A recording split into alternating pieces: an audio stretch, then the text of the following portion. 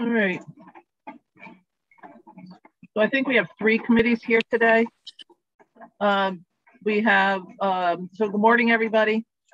We have 3 committees here today. We have Finance, Commerce, and Appropriations. And this is our regular informational public hearing on the report that DECD does each year relative to what's going on in Connecticut in an economic way.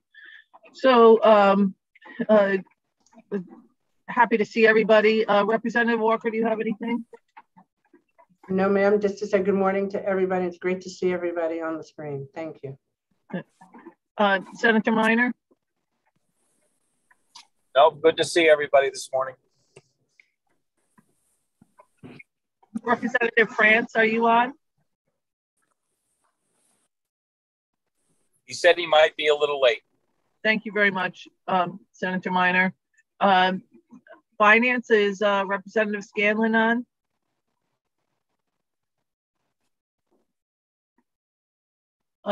Representative Cheeseman. Thank you, Senator Austin. I'm looking forward to hearing from David this morning, particularly with the once-in-a-lifetime opportunities with some of the EDA grants coming forward, and hearing their feedback. Thank you. And who is your Representative Cheeseman? I apologize. Who is it's Senator Martin, and he's not going to be able to make this meeting. Thank you, Senator Austin. Thank you. And I don't know if Senator Funfar is on. He is not. Okay, thank you. Senator Hartley, are you on for Commerce? Representative Simmons? And who are the ranking members on Commerce? Senator Martin again, and Representative Buckby. Representative Buckby, are you on? Seeing none. Commissioner Lehman, are you with us? Good morning. I'm here, Senator Austin. Very nice to see you. We have enabled you to share your screen. My understanding is you have a couple of slides to show just based on the Connecticut economy, and then we'll open this up for questions. Yeah, well, first off, thank you very much, Senator Austin, and others. I know this is a big group here on Zoom. We always appreciate you to do this. I remember the last time we went through this with this group, I think it was right before the pandemic, if I'm not mistaken. So great to be back under different circumstances, but a lot to cover. Before I get started, we've got the full DECD team here to answer and address any questions that come up from the 3 committees. I did want to make just a few comments at the outset, and I will share my screen just to show a few slides in terms of the current state of the economy as we see it. But first and foremost, 2020 was a tumultuous year, to use that term, in many ways. DECD provided emergency support to businesses in addition to the federal support that was provided, in addition to really being focused on our existing programs and really trying to be judicious with incentive programs that DECD already and currently overseas, as we try to take advantage of what we think is a really compelling opportunity for the state as it relates to in-migration and job creation. To the point Rep. Cheeseman brought up before, we certainly can talk about EDA grants. For those that are not familiar, there is a competitive process that's currently outstanding with EDA for competitive grants. One of the biggest is called Build Back Better. DECD is working with a lot of economic development districts around the state, as well as some of our neighboring states, to potentially work together to compete for some of these significant grants focused on investment and job creation. So happy to take any questions and talk more about that, but that is a process that will be playing out not just over the next month, but over the next 3 to 6 months as we see it. So I'm going to be quick with my comments to make sure we have time with questions. I do want to just share a couple slides just to set the table here. So I'm going to share my screen. Can everyone see that? Yes. Yes, we can. Thank you very much. So first and foremost, job creation, and this is the latest numbers we have at the state level. We'll be getting more economic data and more employment data coming up. Connecticut here is the red line. So you can see we index this to the start of the pandemic. You can see, the economy stopped, as we all know, in March and April of last year, where you saw declines in employment between 15 and 20% versus pre-pandemic levels. Connecticut, as you can see, we did not drop as much as some of our neighboring states, in large part because keeping large parts of the economy open, like construction, like manufacturing, and trying to really have the right balance as it relates to employment as the pandemic set in. In addition, Connecticut did rebound quicker than a lot of our neighboring states. You've seen very, very recently, you've seen Rhode Island catch up with us, but relative to some of the larger states in the mid-Atlantic and in the Northeast region here, Connecticut and Rhode Island have had a faster recovery. That said, we are still a bit behind the nation, which is the purple line at the top. And there's still, a significant amount of folks that are looking for employment in the state.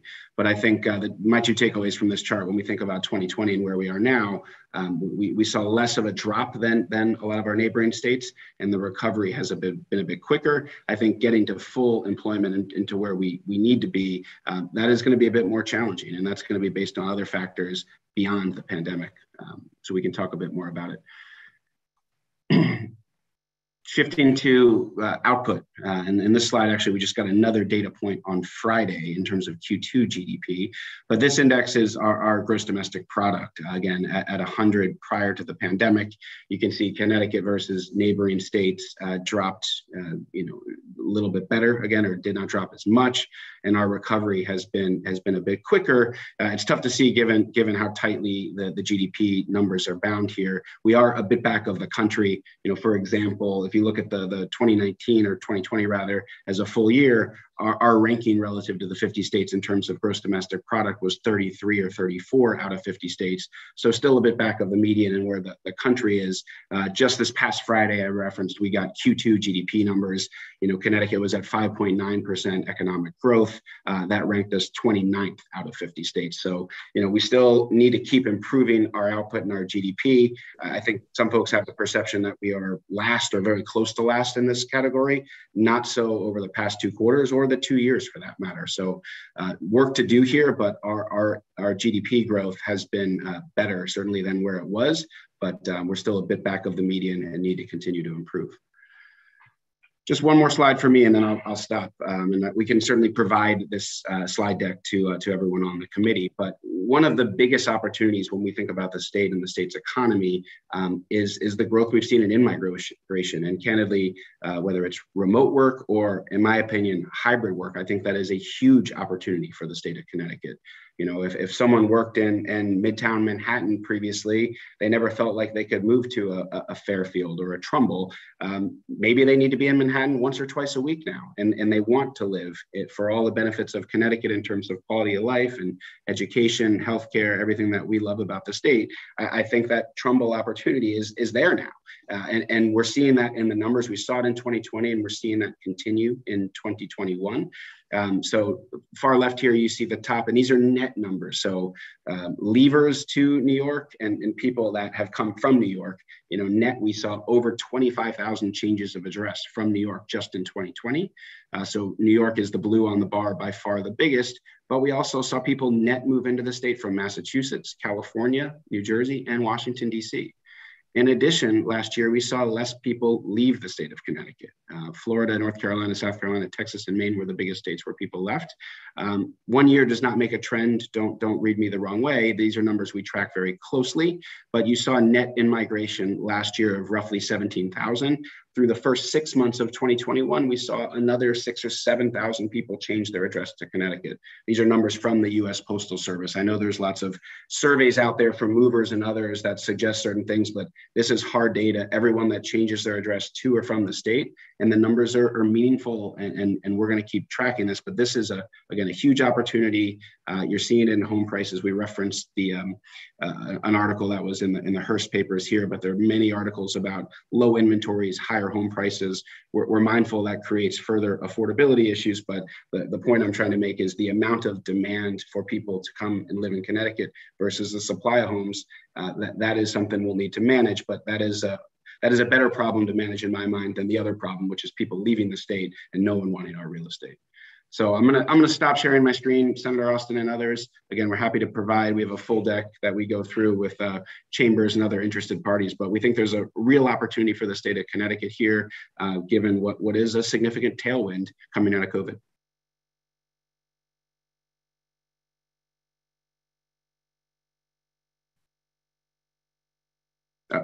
I bored Senator Austin. I see she's coming back. She stepped away. I was gonna jump right in. No, thank you very much, David. And can you send us those slides, please? We will. Kyle will follow up with the slides after the meeting. Okay, great. Representative Walker. Thank you, David. Thank you for that presentation.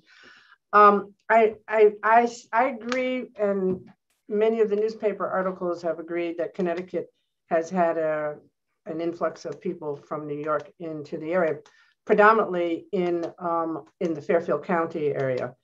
Unfortunately, areas like Hartford or the eastern part of Connecticut, the numbers have gone down. So that's probably going to cause us some real angst as we move forward. So understanding that, and also understanding that, again, Fairfield County seems to be doing extremely well. Can you give us some information on how the other parts of Connecticut are doing? Because there are other parts that seem to be struggling dramatically, and how are we going to address that?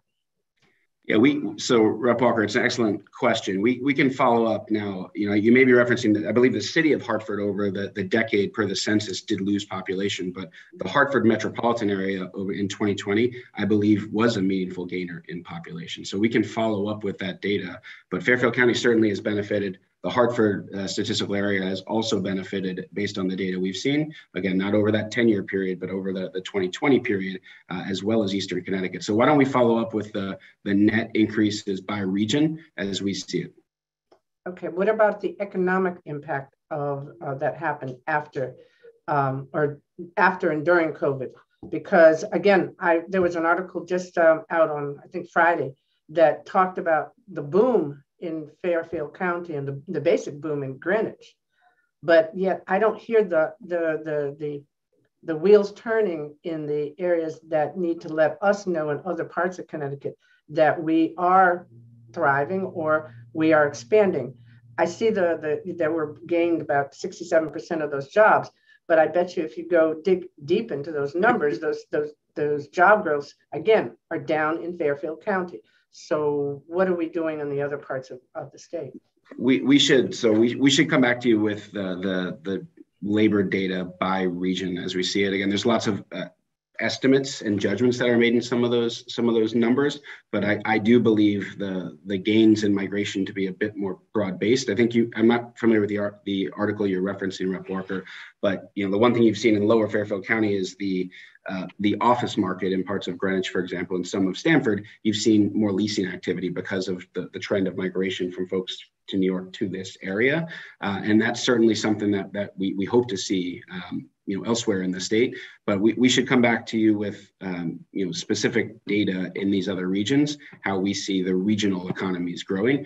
What I've seen though is the issue's been more industry based. You've certainly seen hospitality, parts of retail, for example, has been hard hit across Connecticut. But once you get beyond that, if you look at the job numbers where we've not regained jobs, it's fairly broad and consistent as opposed to specific to one region. From a policy perspective at DECD, we remain focused on ensuring that investments, whether it be brownfield or the job creation incentives we're doing, that we are focused on our cities. We can talk more about this past budget in terms of the business support that's going to be coming out of DECD. 50% or more will go to our distressed municipalities and minority and women-owned businesses. So where the state is trying to affect policy and affect economic outcomes, we are being much more targeted than we at DECD have been in the past to our hardest hit areas. Okay, and I just one other final question.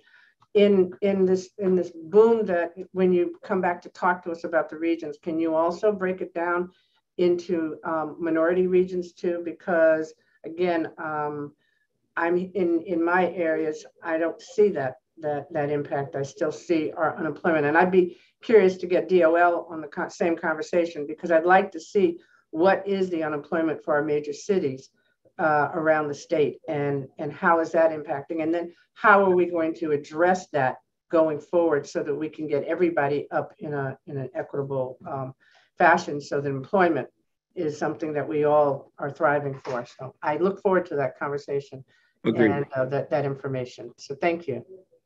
Next, Representative Dillon. I'm back. Oh, you're back? Where are you? I'm back. I am down here. Okay. In the scheme of things, I have someone working on my stove, and the dogs decided to run around. Thank you, Kathy. Representative Dillon. And we'll stick with 2 questions per person, please. 2 questions. Representative Dillon. Thank you so much, and it's so good to see you this morning, Senator. Commissioner, thank you for your presentation, and thank you for getting the dollars out the door fairly quickly. I think you really had to pivot during that difficult time, and I think your department performed pretty well under pressure. I want to ask a question about your plan, I guess, for the South Central region, because if you look at the job growth over a period of time and our investments, a lot of the investments in the previous administration were Lower Fairfield County. There was a bit of a crisis in financial services, and the job growth actually in South Central Connecticut was relatively robust compared to other areas, but it was all in services.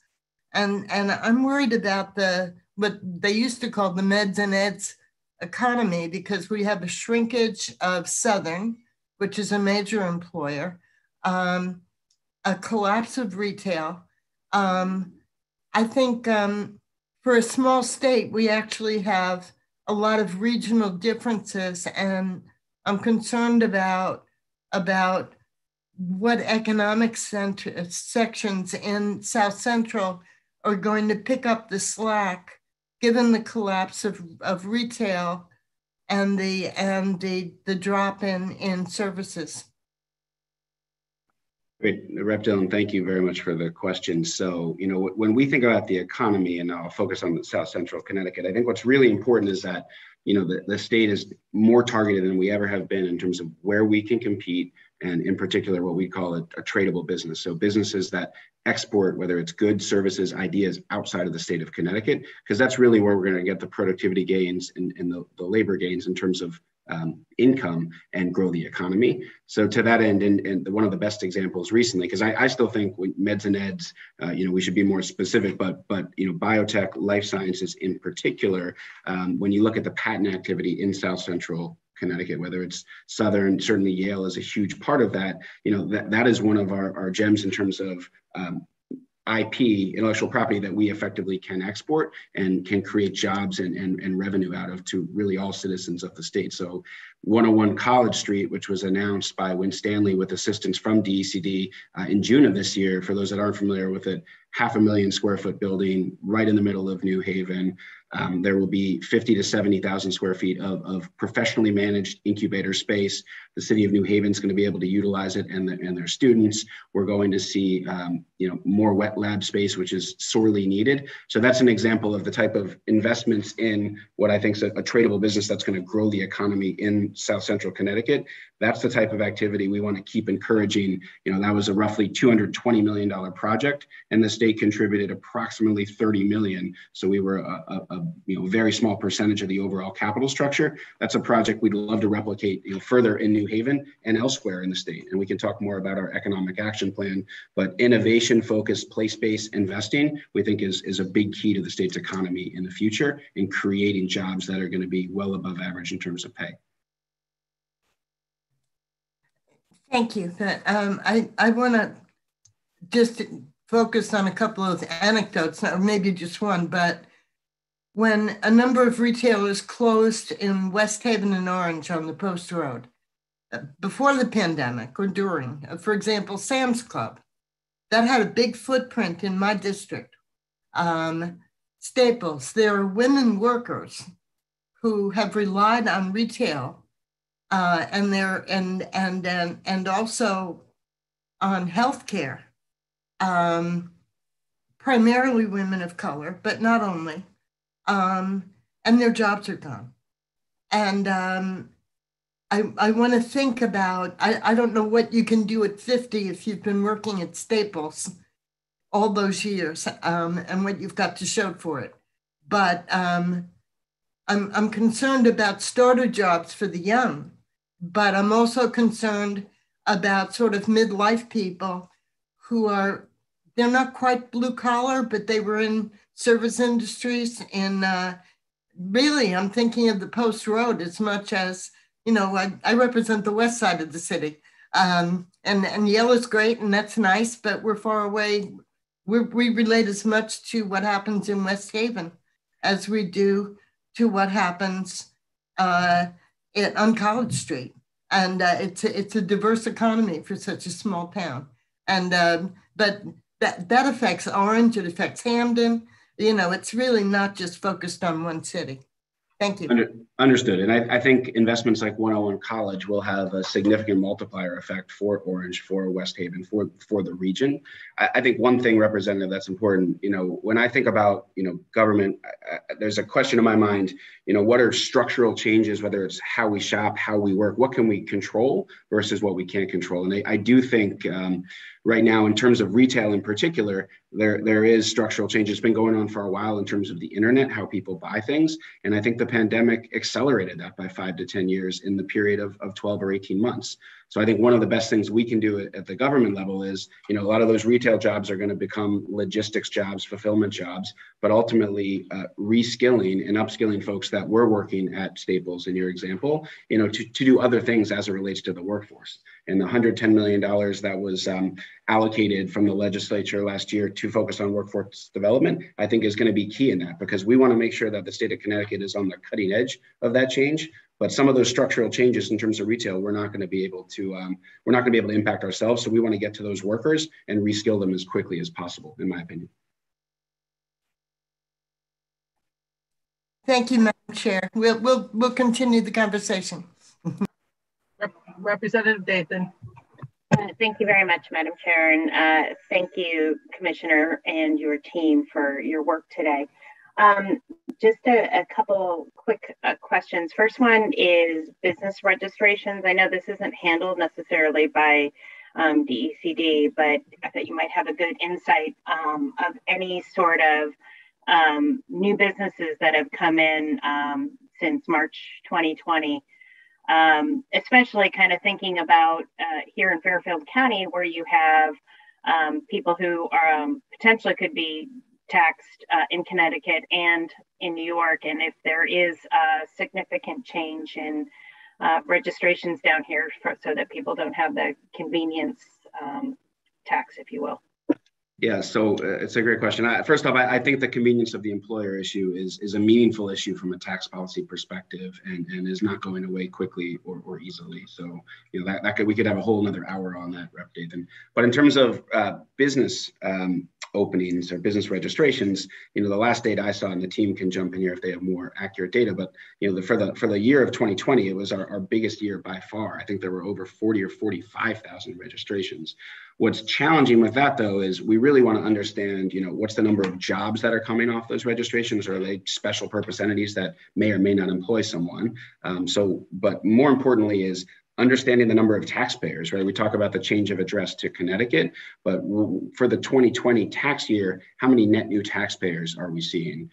You know, what does that really mean in terms of the benefit of that in-migration and the labor force? So that, as I understand it, that data, just given where we are in 2021, we don't have the full year 2020 tax data yet from new taxpayers to the state, but I think that is going to be critical for us to understand that beyond just the registrations, which have been quite significant.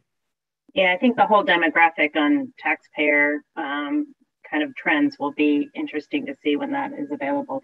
My second question is, you know, you gave some good data today, but really wanted to get a better understanding of where we are by sector and net changes by sector. Do you have that in a fuller report? I know you have had that in the past. We do. I don't have it offhand. You know, we look, one of the look at it and others do as well, but the monthly Connecticut Economic Digest that the Labor Department puts out, you know, they have a good year over year by sector employment labor force. But we certainly, if there's a specific time frame now versus the start of the pandemic, what industries have gained and what have not gained, you know, we can provide that to you in conjunction with DOL. Yeah, I think that'll be interesting. And just a final plug is for transportation. With all these new people coming into our state, we really need to do something. I would say I have so many constituents who complain to me either about the lack of trains because we haven't gone back to full schedule, or the amount of congestion on our roads. And I know this isn't your wheelhouse, but it's something that I'm supporting that we fix to make our state move and businesses want to come here. So thank you so much for your presentation today, and thank you, Madam Chair. Thank you very much. Up next is Representative Cheeseman, followed by Representative Nucio. Thank you very much, Senator Austin. Good morning, David. Just two quick questions. And first, a comment. I'm looking forward to seeing your report on the film tax credit and how you intend to proceed going forward, particularly in light of the recent Yankee piece. So first, if you want to just touch briefly on, we mentioned the sort of once in a lifetime EDA opportunity with those grants. I know some of them are competitive, some of them, the states get their own funding. And then just as a segue, one of them is tourism and outdoor recreation, where we are in terms of the State Department of Tourism and a replacement for Randy Five-Ash, because as you know, although we've seen a rebound, there's still areas of tourism that have not seen a full recovery. Okay. So I'm going to take the last question first, and then Deputy Commissioner Glenn Thames has really been point for the agency as it relates to the EDA grants. I'm going to ask her to jump in and provide context there on how we're thinking about it. On the tourism front, though, we are very close. We actually have an offer extended to an individual right now for the Director of Tourism role. She has verbally accepted, but I want to get that across the finish line this week. Ultimately, we ran a process for those that may not have been close to this one. 80 people applied. We had an application window for all of July. We did approximately 15 Zoom interviews. We narrowed it down to 3 finalists. We had Zoom and or in-person interviews with the 3 finalists, and then we recently selected a finalist. There's been significant time and effort, as there should be, because we want someone that's going to be the right fit for this opportunity we have for tourism, especially with the funding the legislature put forth, to make sure that we're maximizing that opportunity. So there were 8 people on the executive branch side that met these candidates, and we also had 3 people from the tourism industry meet the finalists as well. So very thorough process is my message, and we hope to have an announcement. I hope later this week we do have a confirmation from an individual, and we hope to report out the name and next steps, but she will be in the seat hopefully at the end of this month or early November, the latest. Glenn, do you want to talk about EDA? Sure. Good morning, everyone. Can you hear me okay? I always have to do a sound check. Awesome. So just in reference to your question, Representative Cheeseman, about the Build Back Better and just the broader EDA grants, we are in the process of applying for those grants. And so on the outdoor recreation marketing and tourism opportunity, those were non-competitive grants. So each state received their allocation. And so we have been working very closely with Deborah, who was our EDA representative, and have submitted a plan to access about $7 million for those fundings. And we're going to be partnering with the Department of Environment, DEEP, if you will, on those opportunities. So happy to share our strategy there, but it's very much in line with how we're going to be looking at our statewide marketing and tourism efforts as we've gotten additional funding from the ARPA dollars as well. So we're very much trying to align and leverage those dollars, but happy to follow up and provide you kind of the schematic of our approach there. The other piece is the Build Back Better program, which is the upwards of $3 billion. That it's competitive. And so we are competing with, you know, the other 50 states plus regional governments and territories, if you will, for those dollars. We have embarked in a process where the state is not necessarily submitting our single applications. We are working with the various economic development districts. And so there's 4 that have come forward and are actively pursuing these grants in Westcog and the Fairfield County area. That's going to be focused on data science and big data as an industry cluster. You have the New Haven Rex area, EDD there. That's going to be focused on healthcare and life science more broadly as an industry cluster. And then you have CROG, the Economic Development District in the Hartford region, that's going to be focused on advanced manufacturing. And then in Southeastern Connecticut sector, the EDD there, that is going to be focused on offshore wind, but blue economy more broadly. And potentially we're looking at collaborating with the state of Rhode Island on a joint application because we share a coastline, we share a labor market, we share a supply chain. So we see that as an opportunity for us to be more regionally competitive when we're going for these federal dollars and going against, you know, big states like California, if you will. And so that first round of application is due October 19th. And so those are for upwards of $500,000 for planning grants. And then from that process, once regions are notified of whether they receive one of those planning grants, then the next phase is to put together a more robust application for implementation. And that's where you can receive upwards of $100 million for actual implementation. So that's the big prize, and that's what we're working towards. But we're taking a coordinated effort to support those 4 regions with their applications now and providing various convening partnership support to make those applications as competitive and successful as possible. So are you, that answers your question. Sure. So are you involved with the Good Jobs Challenge as well? So thank you for that. So the second piece is the Good Jobs Challenge with the Office of Workforce Strategy is pursuing that. So that will be a state led application through Kelly Valerie's and her team, but it's very much going to be coordinated with the Build Back Better grant opportunity as well, because they need to be synergistic and reinforce each other relative to maximizing our opportunities for these grants and to be competitive. And that's the expectation of EDA as well, as our conversations and feedback have gone so far. Okay, because that seems to address some of Representative Dillon's questions. Absolutely. They're specifically targeted on displaced people, minorities, women, you know, Absolutely. all those areas that are typically underserved and have been so harmed by the pandemic. Okay, obviously I have zillions more questions, but I'll be respectful of everyone's time. I want to thank you. And happy to follow up with you as well to go into the details there. Thank you so much. Thank you, Senator Austin. Thank you very much, Representative Cheeseman, Representative Nucio, and I would just respectfully ask that anything that you follow up with anybody on, that material get to everybody on the committee. Otherwise, you're going to get a call from every single one to do this over and over again. And so if you could just get that and get it to our Madam Administrator so that we can send it out to all 3 committees.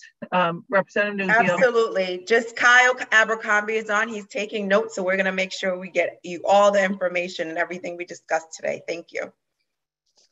Thank you. Thank you, Senator Austin. I was just going to say exactly what she said, so I'm glad she said it and I didn't have to. I'm a data person, so I'm not targeting in on one region and focusing in on that. I'd really like to see the data by area so we can see the full picture, and then we can kind of focus in on our own districts to see if there's anything in particular that we need to be looking at there. But my concern is around the 67% of jobs recovered so far. That leaves about 33% that haven't been recovered. And I'm wondering if there's anything that we're doing to figure out or help people match to jobs, because all the data that I'm seeing is that we have hundreds of thousands of jobs open and available right now. So what are the barriers that we're finding, or what can we do to get people who are still unemployed matched up to an opening somewhere? Are we surveying them to find out what the hesitancy is to get back into the workforce, or is there anything along those lines? And I'm sorry, I did not say hello, Commissioner Lehman. Hi, good morning. And hi, Gwendolyn, you're still on my page. So, always nice to see you, but good morning to both of you. Right. So Rep. Nucio, thank you for the question. I'm going to take a crack at it. This is an incredibly complex one. So, Yes, as we see the data, I think the total number of job openings, and again, you got to take all this with a grain of salt. Could there be duplicates? Could it be stale? But I think it's around 70 or 80,000 job openings in the state. And I still think there's around roughly 100,000 people that are on unemployment last I checked. So you have, a significant imbalance. And candidly, we spent a lot of time looking with DOL at the employment rate, and is that really informative of what's happening at the state level? There's flaws with a lot of this data, but I think it is fair to say there are a lot of job openings, whether it's 70,000, something more, something less, and there still is significant unemployed.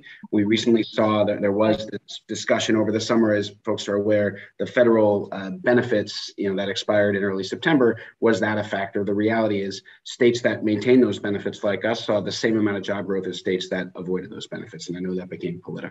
So the reality is we are in a situation where why folks are not taking those jobs, part of it may be a skills gap issue that needs to be addressed through the workforce boards and through the workforce development and the jobs challenge that Glenn just went through.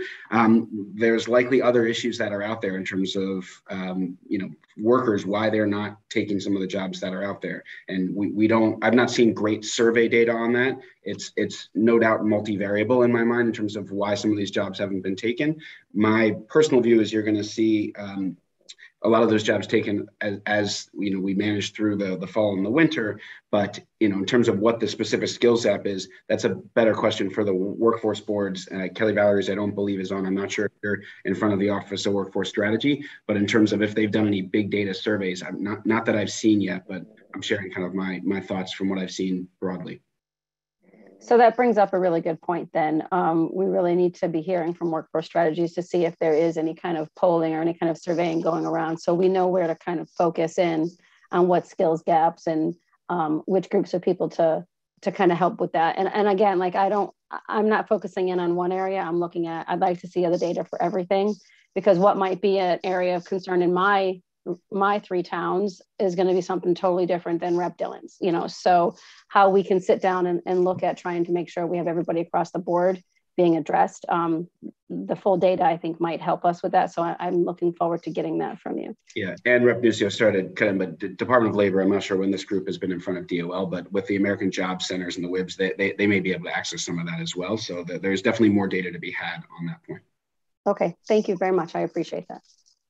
Thank you very much, Representative Nucio. Up next is Senator Witkos, followed by Representative Betts.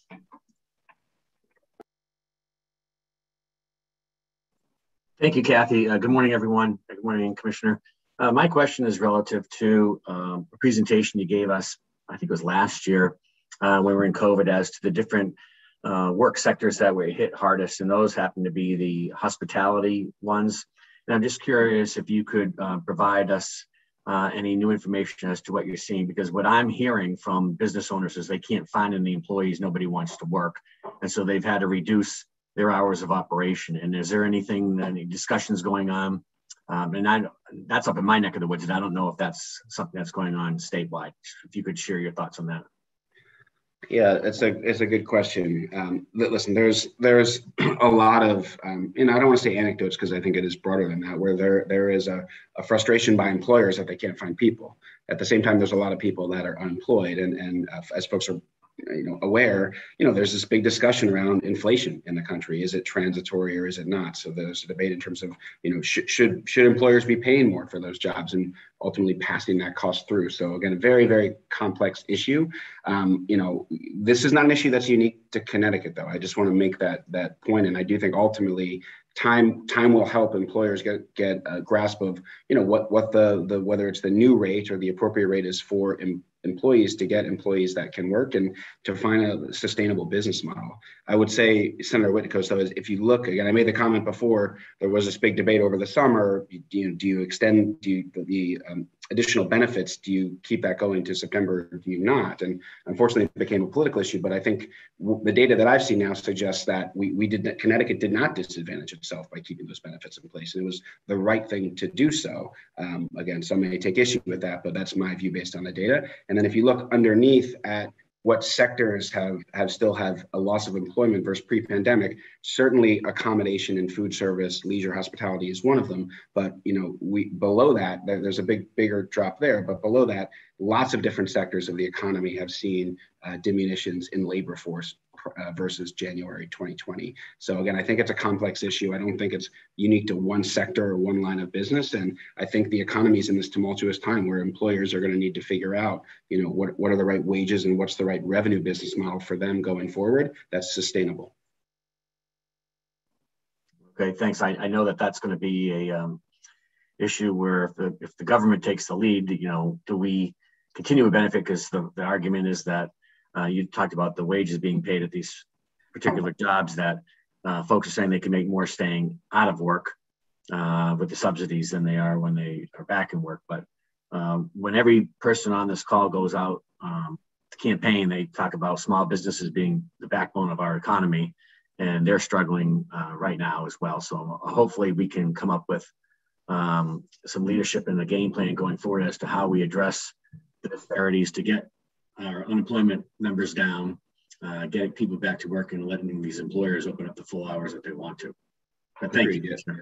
Agreed. We're all aligned in getting people back to work and as quickly as possible. So I do believe we're going to see that more and more in the fall here. All set, Senator Wickos? Thank you. Representative Betts, followed by Representative Vespers. Thank you, Madam Chair, and thank you, Commissioner, for the presentation and all your hard work.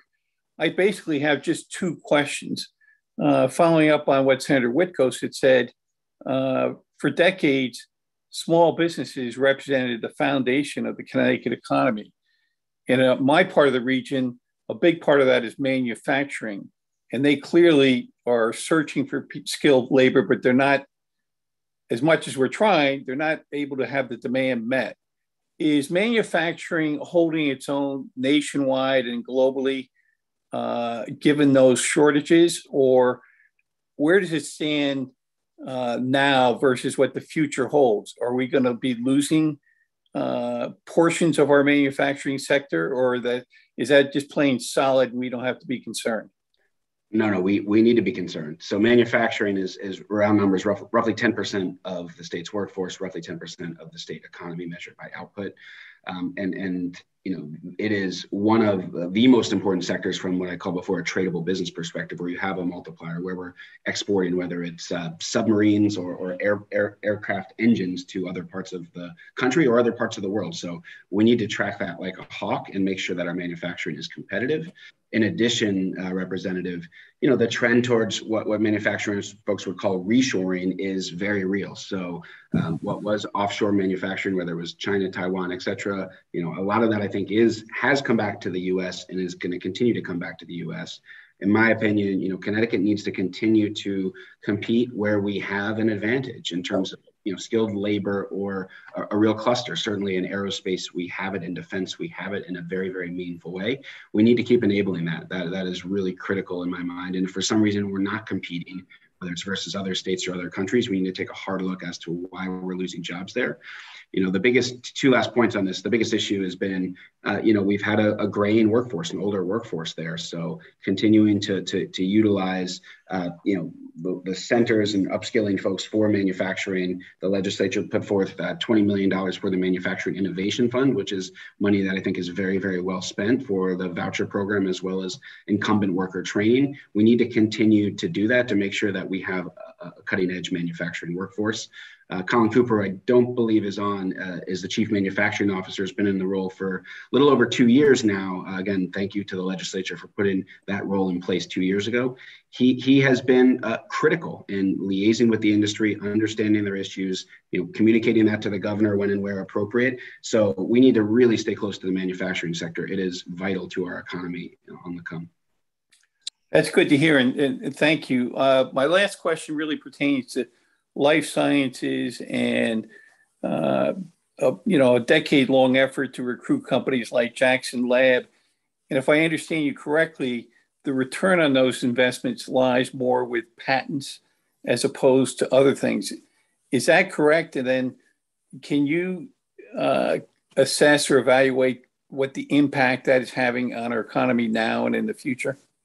Yeah, look, I just want to put a finer point on that. When I think about return on investments, it's tax revenue. It's benefit given by the state and the taxpayers versus state revenue that's coming in, whether that's income tax, sales tax, corporate tax. We can figure out the different ways, but I don't think about the return in patents, because that's not dollars. When we're giving out dollars to a company or an individual, we need to make sure that we're getting in a return on those dollars, how I think about it.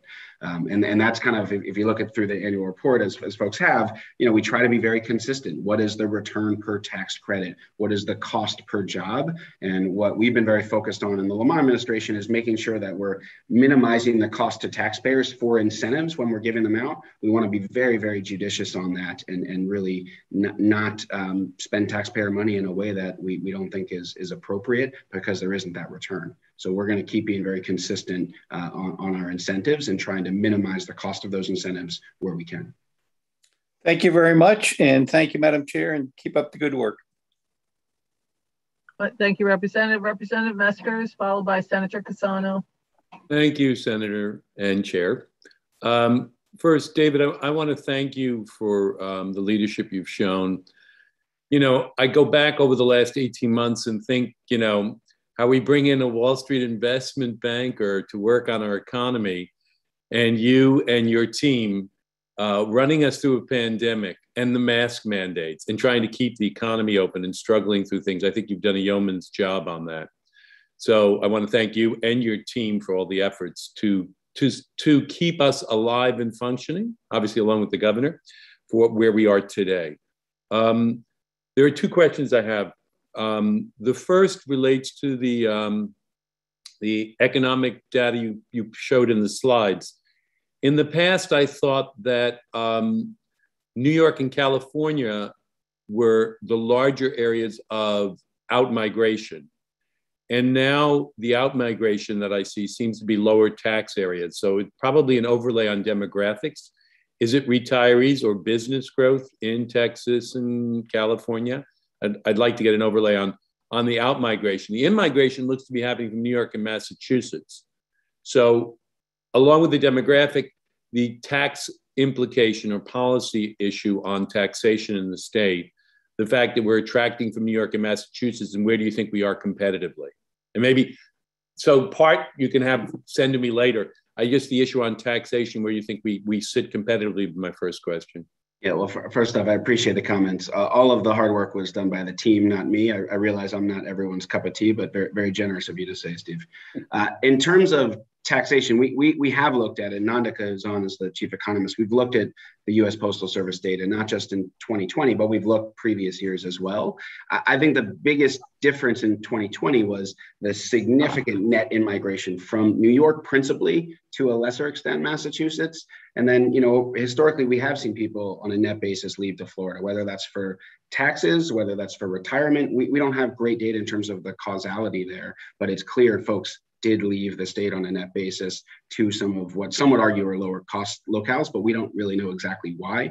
So my 2 cents from the 2020 is it was the significance of the move, whether that's people that would have moved out anyway from New York, or they just moved out because they didn't want to live in the city anymore. We're going to need to track that and see if this is a new trend, not dissimilar to what you saw in the 70s or 80s, where more folks want to live in the suburbs, especially with the hybrid or remote work. So very, very crucial to us. In terms of tax policy, my 2 cents is, again, and I spent a lot of time in my 2.5 years in this role thinking about this and trying to get data on it. I think the most important thing from a tax policy perspective is consistency and certainty. It's not lower here, raise here. It's letting, whether it's a business or a family, know if they're coming to the state that the government has credibility that there's not going to be increased taxes, in 2 years or in 5 years' time. That tax certainty and the culture of tax certainty, I think, is what's going to be critical to our long-term success and having continued in-migration, again, whether it's individuals or businesses. Okay, thank you. The second question then is just, so I've been at a number of your presentations. So I'd love a comment on the scope of the wet labs that you're developing in terms of how you view that in its attraction in business. And the secondary piece of that is, as you're listening to many of my colleagues talk about Fairfield versus the rest of the state, I think I want to make sure that the wet labs and the investments which are going to attract high-paying jobs and certain levels, are we also looking at the stream from both the colleges and community colleges for entry-level positions into the wet labs? Because what we want to do is create the opportunity for everybody while we're capturing major income tax revenue from big research scientists opening up wet labs in our state, right?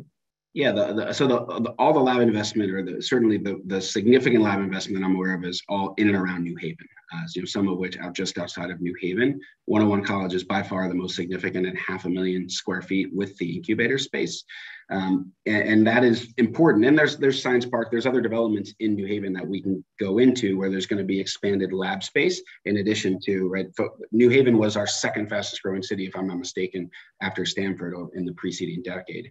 The lab space, I think what you've seen, and you see this in Boston, is it does become an ecosystem where, there are opportunities at entry level and at the PhD level for local folks to get those jobs. And one of the great things about 101 College is the developer entered into a very significant community benefits agreement where they're going to work with the city of New Haven, at the high school or even middle school level, if I'm not mistaken, to educate and make sure that there is involvement, not just in terms of jobs right away, but training, starting to train, kids for jobs, whether it's after high school or after college. And that is the ecosystem that we want to continue to enable here in the state of Connecticut. All right, thank you very much. Thank you, Madam Chair. Thank you very much. Senator Cassano, are you there? If not, we're going to go to Senator Hartley and we'll come back to Senator Cassano. Senator Hartley. Yes, thank you, Madam Chair, and good morning to all. And I just want to echo my colleagues' comments in tipping my hat to the department DECD led by Commissioner Lehman under the guidance of Governor Lamont. You have been throughout the state, boots on the ground through a really unprecedented time.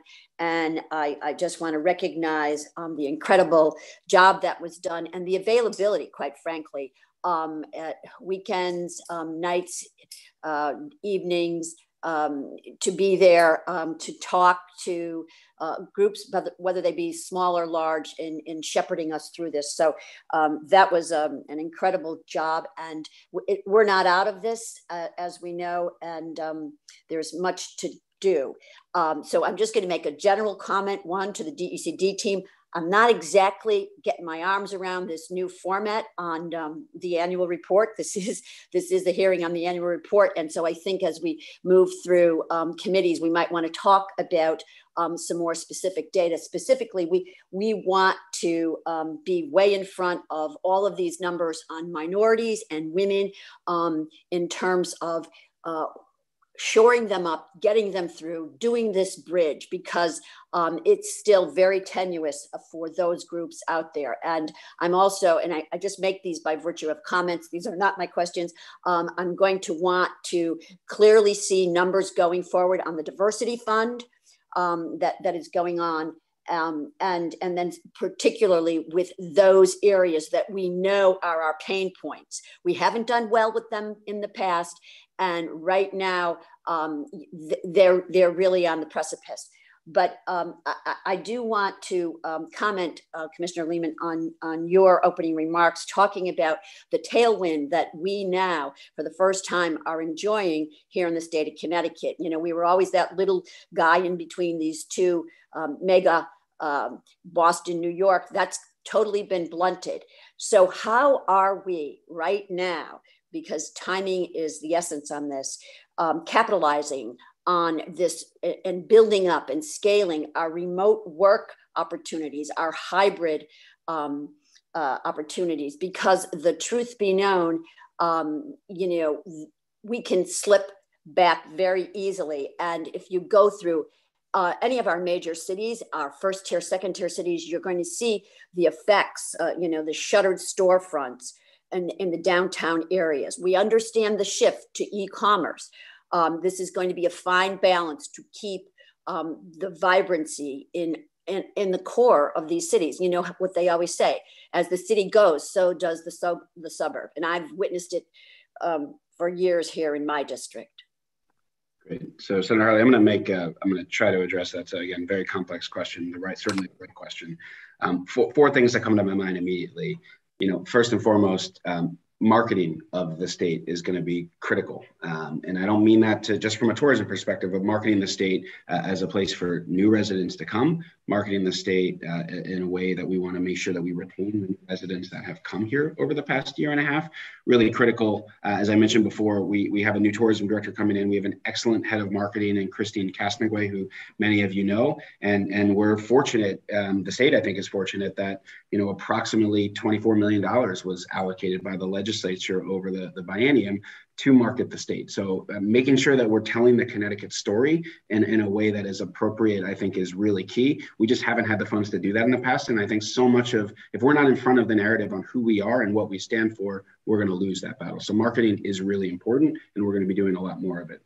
Second is engagement of the business community. And this has been a real change, certainly as I've been in the seat, and one of Governor Lamont's key focus is let's get, whether it's CBIA, Advanced Connecticut, there's constant dialogue with the business community. And we want to make sure the business community knows what the legislature is doing, what the governor is focused on, where the positives are. And I think there are significant ones around Connecticut right now. And I mention that because I'm not viewed as objective by business, and the governor maybe not either in this regard, because we work for the state and we want to move the state's agenda forward. The business community, they can tell our story in a positive way. I think that is really, really powerful to other businesses, whether you're here already and you're not, on the Connecticut train, or you're thinking about coming to Connecticut. So further engagement of the business community, I think, is key, because we can't have 5, 10, or even 100 cheerleaders kind of espousing Connecticut. We need everyone singing from the same hymnal. The third is we have an economic action plan. We're starting to execute. COVID certainly threw all of us for a wrench, but things like the Innovation Corridor Initiative, where we're focusing on replicating the 101 College project around the state, the Connecticut Communities Challenge, where we're focused on further emphasizing viability and livability in our small towns, as well as our medium-sized cities. We think all of this is critical to keep the place-based investments up to make sure Connecticut is, the best place to live and to raise a family. And then the last point I would just say, Rep. Mester has asked me this. I do think tax certainty is really important. That kind of, again, credibility. Connecticut needs to have that reputation as a place where there is tax certainty afforded to everyone. And previously, I don't think we had that. I think the past 2 years with no broad tax increases, past 4 years, I should say, past 2 budgets, I think that is really critical. And I think that needs to continue to have sustainable growth in the state. Yeah, David, thank you, for those comments. One of the things that we were also talking about is the direct targeted effort to work on those areas like anchors that have, pulled out, where we have large office square footage that is now vacant. And shuttered storefronts, so as to, once again, try to be in the 21st century work environment technologically and in terms of our workforce. And we were hoping for some targeted efforts with regard to this opportunity, with the in-migration and also these vacant storefronts that can maybe be work hubs or things of the like, but need perhaps, a shore up from the Department of Economic and Community Development. And then also you talked about messaging, very, very important. And one of, I think, the most important messages is to blunt this story that's out there that we are losing, that we have lost population. And I don't know, what the source is, if it is movers who anecdotally say, oh, I'm moving out all these people. The fact of the matter is that's the thing that gets the headline too often, as opposed to what the real fact is. So I think you've got to get a real concerted effort into correcting that image and that message that's out there. But if I might, before my second question is getting called. Can I just make one point, because you brought up something which I didn't say before, and I'm sensitive to time. I'll be brief. The structural office vacancy we have in places like Hartford and Stamford, for that matter, is critical that we change that. And I think businesses that had office space, I think their footprint will be smaller. I just think that's a structural change that's happening that neither you, Senator Hartley, nor I, regardless of what we want to see happen, I don't think we're going to change it. I think what we need to see and where the government can play a big role is helping convert some of those commercial office buildings to residential is critical. CRDA, in my opinion, does a phenomenal job of this in Hartford. I think we need to do more of that, because getting more feet on the street, getting more density, that's going to help the Main Street businesses, the restaurants. And I think that's critical. Again, Hartford and Stamford really jump out to me, where you have that 15, 20, even 25% structural vacancy. The more we can do as a state to convert those buildings to residential, the better. Sorry, Senator. I just wanted I very much appreciate these are, deep conversations, and, trying to have them in nano bites is a little challenging. So let me just move on to really the subject at hand here, which is the annual report. And just a few questions here. So you talk about a shift from MAA to Job CT. Now there's about 68.5 million in unallocated balances there. And I'm wondering, in view of this shift, what is the priority? What are you envisioning that money is going to be dedicated to? The other question I would like to find out a little bit more about is you talk about plans to administer a governor's closing fund. I don't know anything about that. Are we going to have a legislative proposal on that? What the heck is that? Additionally, we're going to move, or you've got 50 million this year, 2022, 2023, in bonding for SBX, small business. And we are shifting over by virtue of legislation last year, which I was totally in support of, where we're moving our model on small business from being a state lender to being the bridge and the guarantor. So with that bonding allocation, in view of this shift to the new definition of SBX, where are we going to be directing those funds? So there's three of those questions. I'm going to interrupt for 1 minute and check with the commissioner. I still have 6 other hands up. Are you able to stay, sir, a little bit longer? I apologize, but I know that each person's questions have been in depth and require longer answers than perhaps anticipated. No, this is critically important. I'm happy to stay till noon, or as long as it takes. So. Thank you very much. I just wanted to check. Go ahead with Senator Hartley's questions then, sir. So, Senator, just so I understand, the questions are, MA revolver / Job CT, Governor's Closing Fund, and then Small Business Express pivot, or am I missing one? Yes. And, right, and how the dollars are moving because we're changing kind of the mission. Yeah, all right. So let me take let me try to address MAA, Job CT, Governor's Closing Fund, and then I'm going to ask Glenn to jump in terms of this SBX pivot and the equity fund, which is going to be meaningfully different, where we're just much more targeted towards businesses where we're not competing with banks. We're focused on our cities and minority and women-owned businesses.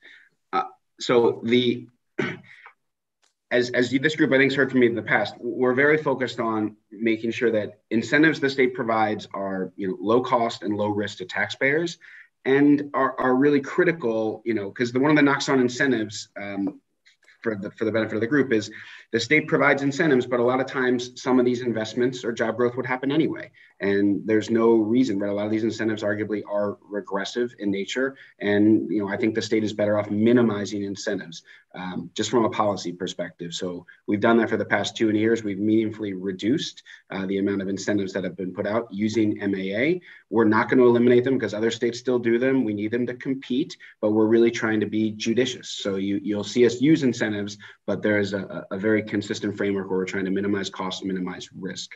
I'm going to jump around a little bit. So the MAA revolver has been, we are focused on our Job CT program, which is, in short, really a formulaic way for businesses growing in the state to benefit. If you're in certain industries, there's a rebate to the business that is a formula based on the number of jobs and the wages on those jobs. It's not subjective. It's not a black box. We think it's the right thing for the economy at a lower cost.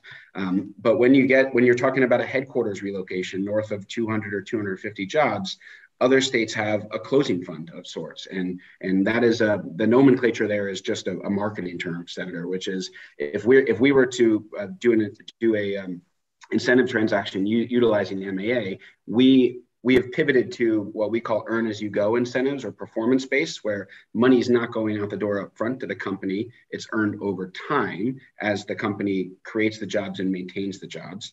The governor's closing fund is we have afforded ourselves a bit of flexibility, all in the context of the MAA legislation, the ability to provide relatively small grants, call it $1 to $5 million.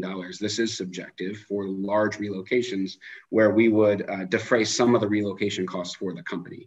We did not use this in 2020. We may use it in 2021, but it's a marketing term in the context of the MAA legislation, consistent with what we found other states utilize to lure companies in. Sorry, Senator, let me shoot. Okay, so you've got 68.5 from remaining in MAA. So that's going to stay, and it's going to be that fund which may be tapped for these incentives deemed as closing fund. Because we never had that breakdown before. You know, in the old era, you had the first 5, and then we went, to SBX. And of course, now we've got Job CT, totally in support of, the performance-based model. But I'm just trying to follow the numbers. We use the and I'm not sure which page are you on the annual report that you see the 68 million, Senator? This is from OFA. You've got 68.5 unallocated balances in MAA. Fine. So let me just say one thing, and I'm going to pass it over to Glenn. There's unallocated balances, and then there's a revolving fund. What we're looking to do is utilize the revolving fund, so repayments from previous deals, to make the incentive self-sustaining. So we're not asking for more bonding when we don't need more bonding. And that's basically been our framework to utilize the revolving fund. And if we need to tap unallocated balances, we will. But right now, the revolving fund has been sufficient for, performance-based incentives. And if we do a governor's closing fund, we would utilize it as well. And that would be reported in the annual report, would it, Commissioner? It would be reported like other MAA deals in the annual report, correct? So you wouldn't come to the legislature for that. It would just be a report after the fact. When you say the DECD commissioner has the authority per legislation for 10 million and under incentive deals, assuming they meet various requirements in terms of spend, investment, jobs.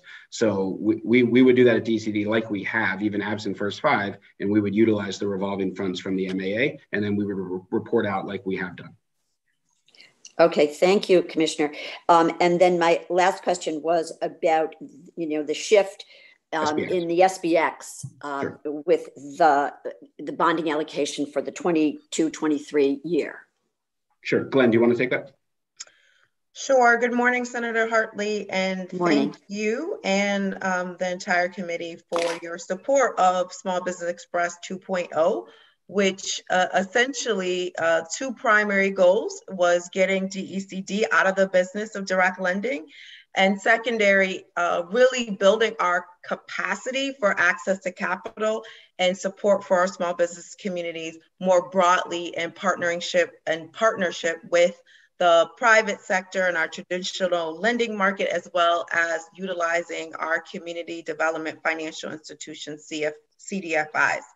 And so as part of that legislation, we are now in the process of an active RFP to solicit proposals and partnerships from potential fund managers. And so that's a process that's underway right now. And hopefully we have some good positive results in the next few months where we can announce who our new fund managers and partners will be to support, again, that access to capital infrastructure for not only existing businesses, but new businesses as well, because that was a significant change in the Small Business Express 2.0. So as part of our bond allocation, which is 50 million over the next biennium, 25 in the first year, 25 in the second year, we are utilizing those bond dollars to support this new approach in building our access to capital infrastructure for small businesses. I hope that answers your question.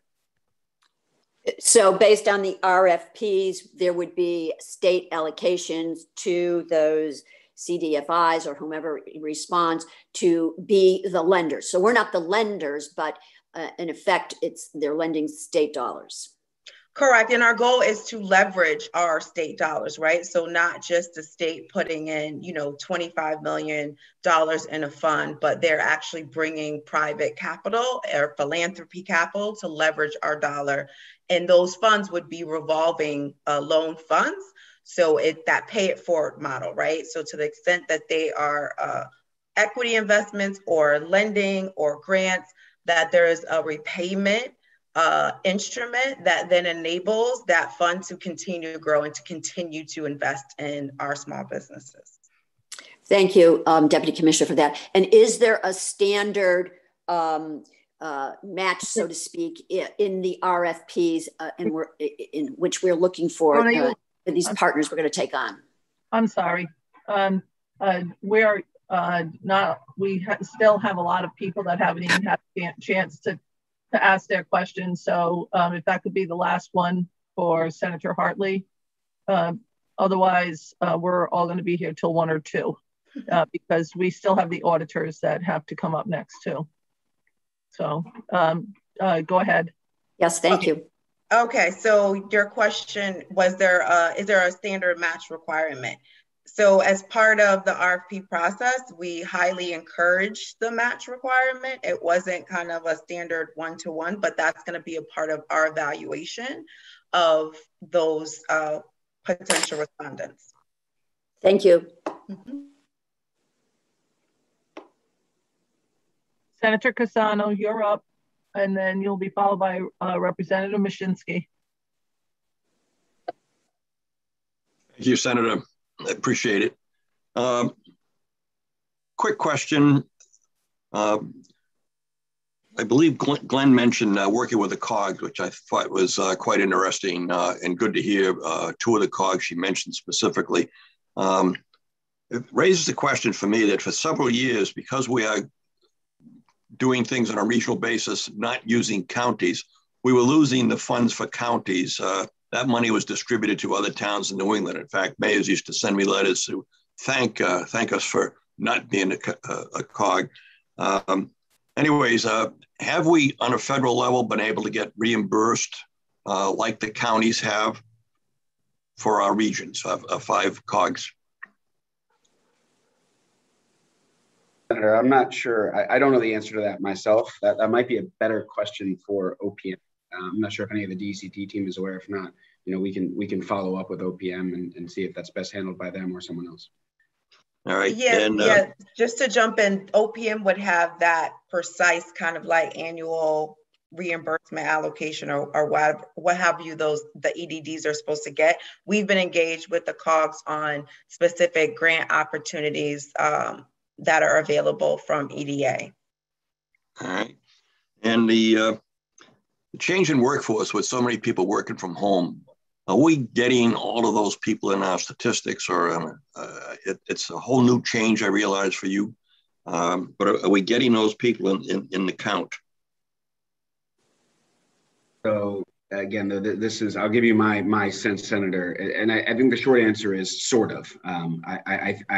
What I think is going to matter is taxpayer info and understanding who's paying taxes here that wasn't previously or who left, to understand kind of the true impact. Again, putting the convenience law to the side for a second. The way the Bureau of Labor Statistics collects data is there's the establishment survey, which is what we showed before, surveying employers on their labor force and the growth or decline. But there's also what's called the household survey, which is the census basically calling up households saying who's working, and they call 600 or so in Connecticut each month. And I believe that to be imperfect based on the data I've seen, but we're going to need to figure out better ways to track this. But I think the taxpayer data is going to be really important, but the household survey will continue and this establishment survey will continue. How does a company handle it when their workforce, which used to be in Stamford, is now remote? That's still TBD. And you talked earlier about some of the statistical data of the workforce. Nothing was said about aging. When you send stuff out as a result of this meeting, if you could include the aging stats as to workforce. I'm particularly concerned about how many seniors are actually able to work and are working and so on. That makes a difference. Thank you for your help. Will do, yeah. And one of the things you've seen in the pandemic, and this you'll see in the data too, is a lot of people have left the workforce for whatever reason and have not re-entered it. So, and my sense is some of them are close to retirement or near retirement. So we'll need to figure that out, track that too. Thank you. Thank you, Senator Cassano. Up next is Representative Mashinsky. Before Representative Mashinsky, I just want to point out one thing. We keep talking about taxpayers, and I appreciate that, and I am for not excessively taxing people, but we neglect to understand that the worst tax that Connecticut has is a property tax. And when you have a city like Greenwich, who was in the Connecticut Mirror as coming back, their property taxes are at 11 mils, or give or take. The last time I looked, it might be 12 now, but I doubt it. They tend to go down in their mill rate. But they raise 31, 32, 33 million dollars on one mill. And yet Connecticut continues to give them grants relative to education and other things. And that is not necessarily education construction. And that is not necessarily true in some of the high mill rate towns. And so I think that this discussion on taxpayers needs to be far broader than we make it just on taxing on the state level. The property tax is by far the worst tax that we have in Connecticut, and it's by far the one that is disparate in its in how it is put out, in particular for lower socioeconomic classes. So I just want to make sure that we're remembering that by far that's the worst tax that we have, and has the greatest impact on people in their town. So Representative Mashinsky. Thank you, Madam Chair. Commissioner, I wanted to ask you if you could designate funds for housing conversion for each region of the state, maybe by county or by economic region. But in my area where manufacturing is big, but we also have retail, the young workers that manufacturers prize, they like to get them at the very beginning of their career. But the young workers that manufacturers prize have a hard time paying for housing. You know, the house prices around here are $250,000 to $300,000 for your basic beginner house, and that's really steep for a young worker. And I really like your idea of rehabbing formerly retail properties to build some startup housing for folks, and then they could gradually earn more money. The manufacturing jobs that really pay well, and they could earn more, and they could gradually get into a house. But that first step up is hard for them. It's hard for young families. So I'm seeking some designation of money for purchasing homes that could be purchased rather than rented, so that people could get started on the economic ladder. And if you could do it fairly by region of the state. That's my request. Yes, thank you, Representative. Just one clarification. My comment before on conversions was really focused on office, not so much retail, but I do think malls in particular is an area where you're going to see focus on mixed use, and again, footfall to help make the businesses survive that are experience-based or retail-based. In terms of enabling, whether it's on a regional basis or a state basis, for manufacturing workers or beyond, I think we need to be really careful from an equity perspective, as well as from an incentive perspective, meaning what's fair. If the state's going to subsidize broadly, whether it's one industry or one type of worker, from a policy perspective, that can be a dangerous path, in my opinion, where you're advantaging one at the expense of the other, and I think we need to be really careful on that. Again, I think the clear areas are where we have existing physical infrastructure, like what CRDA does in Hartford, where you need to see conversion, you see growth, and we have very, very clear areas of kind of higher unemployment, higher poverty, lower income levels. I do think we need to make sure those investments there, because we have the physical infrastructure. Otherwise, it's going to it's going to go to waste. I think it does get a bit tougher in my mind outside of those areas where you're really subsidizing one group at the expense of another. So that's I apologize. I did not mean to say I only want you to help manufacturing workers.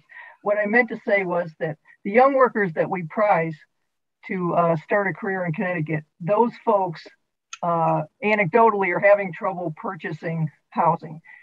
And sometimes it's enough to make them go south to a state where housing is cheaper. So I'm simply asking for, and it doesn't have to be in my town either, but by region, we should have additional housing choices for people of different prices so that they can get a foothold in Connecticut. And then as they earn more money, their career, they can finally get into a home purchase.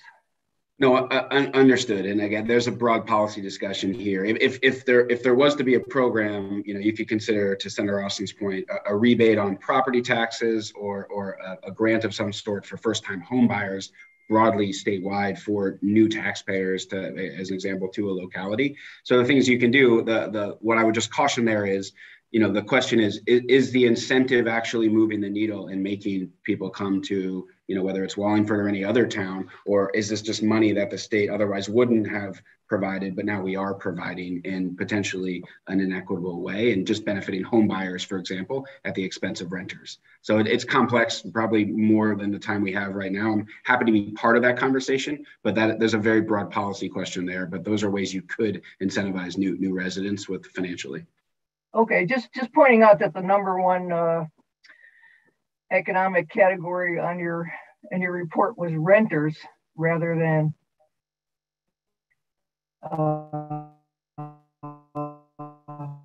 construction for homes. So it's just a high rental years in Connecticut.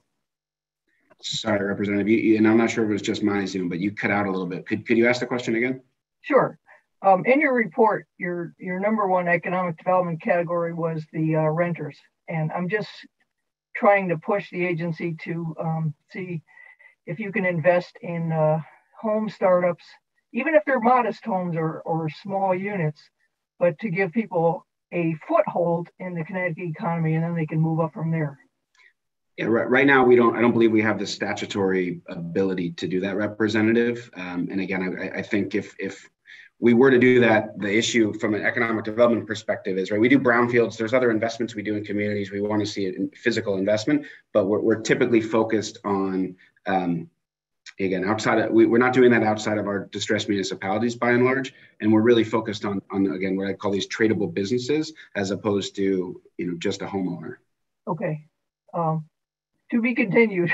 Thank you. Yeah, no, we can have a longer conversation on this as a follow-up. Okay, thank you. Thank you very much. Up next is Representative Ferrara, followed by Representative McGee.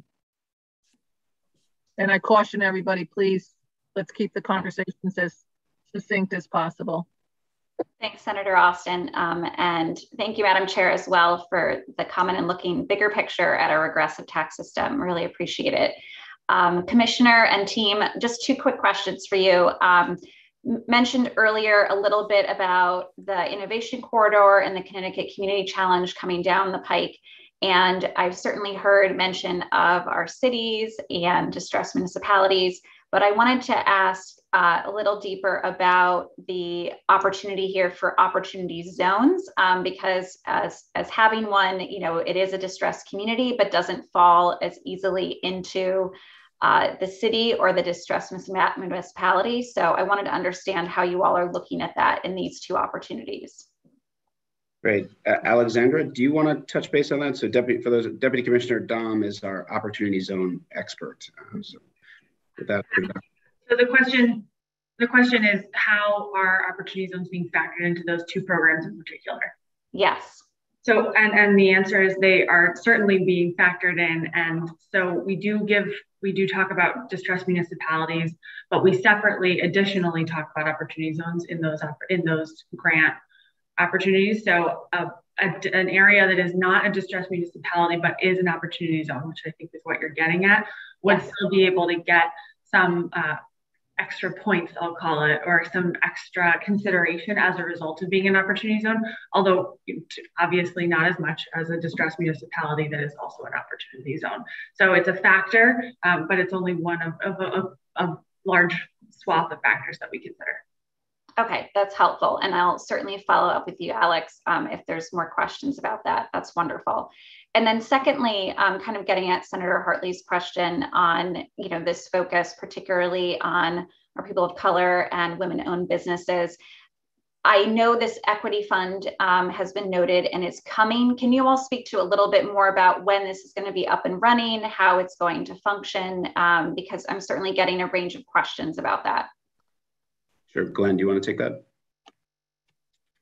Sure. So I just want to make sure that we're not confusing apples to oranges, if you will, because there's a lot of different programs that are coming online that have a very intentional equity focus. So as far as the Small Business Express program and our particular focus on 50% of those funds for small businesses are on women and minority businesses and communities that have been traditionally under-resourced and underbanked. That is the current RFP that we're going through now.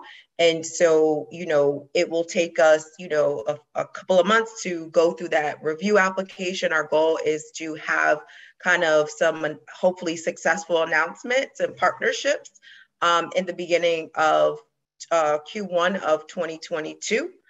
So that's that timing. In addition, we have the Social Equity Council that is focused, on the cannabis market initially, but more broadly, that Equity Council is going to be looking at reinvestments in communities that were disproportionately harmed by the war on drugs. So that's going to be another opportunity for intentional investments in communities of color and economically distressed communities. The third piece is the Community Investment Fund, CIF, that this legislative body put forth, and it's a new fund that is going to be coming online starting in fiscal year 23. So the second year of the biennium, next July 1. And so that fund is focused on equity as well from the perspective of economically distressed communities, public investment communities, and alliance districts, and looking at economic opportunities in those communities. And so municipalities will have opportunities to apply for those funds in support of workforce development, brownfields, small business development. The scope is broad as currently stated in the legislation. And our agency is going to be administering that fund and liaisoning with this new board that will be stood up by the legislature. So that's something that we are working on now. And so more on that to come as we plan to get it ramped up by Q2 of next year, if you will. So I just wanted to make kind of those three distinctions because there's a lot of focus on equity, which I know we, personally, I know all of you have been really focused on. So there's a lot of really new opportunity, but I just want to make sure we're making this distinction between the various new funds and resources that will be available and timing. Hopefully that answers your question. No, it does. Thank you. Because I know there was all these different streams, and just again, as much as we can be, outward facing, and I hope us as ambassadors, as these new opportunities come online, so that folks are being able to go to hopefully one spot to find what they as a business owner might be able to access will be very helpful. So to the chair, thank you for the opportunity, and thanks you both. I'll look forward to following up. Thank you, Representative and Senator Austin. Let me just make one comment. And we've since 2019, when we started to change the way the incentives were done under the Lamont administration, to Deputy Commissioner Don's point before, if you're an opportunity zone or a distressed municipality, one or the other, the benefit for creating jobs in those areas for employers, as we've done incentives, has been twice the amount in an opportunity zone or a distressed municipality. That's been the case since 2019. We're really trying to encourage job creation, high quality job creation in those areas, because we think that's really important. And that is formulaic. We're not changing that. So, if you're in Greenwich, you get X. And if you're in, the West Hartford Opportunity Zone, it's 2X. So that is not going to change from my perspective. Thank you, Commissioner, for clarifying that. Appreciate it. Thank you, Chair. Thank you very much. Representative McGee, followed by Representative Gonzalez.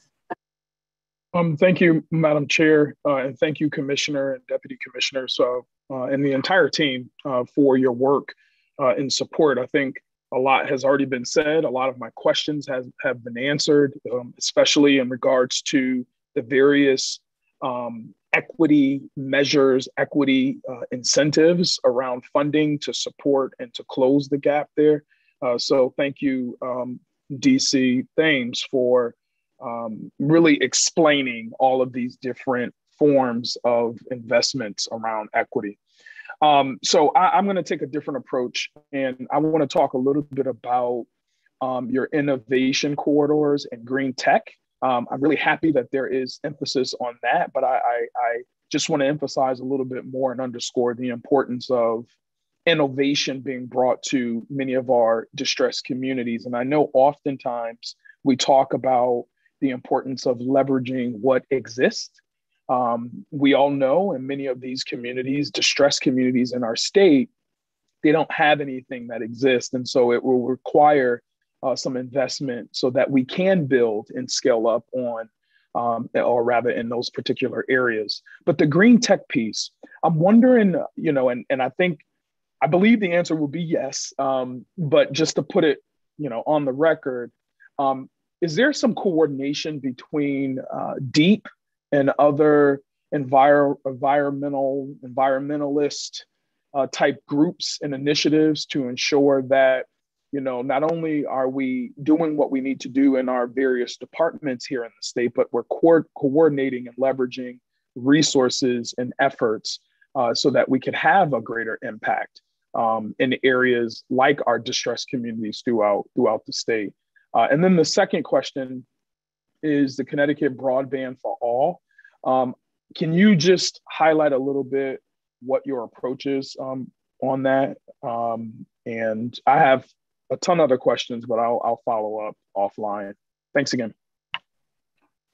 Great. Glenn or Alexander, do you want to take the first question as it relates to the kind of the level of dialogue we have with DEEP on clean tech and green investments more broadly? Sure, I'll jump in. So I think in short, Representative McGee, it's great to see you. The answer is yes, right? We are very much coordinating with DEEP and the Connecticut Green Bank. So to the extent that we have kind of state assets, agencies that are focused on growing our economy, we're coordinating that effort relative to the Green Tech Fund that I believe you're mentioning. And so that fund is really meant to provide access to capital to new emerging startups that are going to be, disrupting technology in the green kind of economy.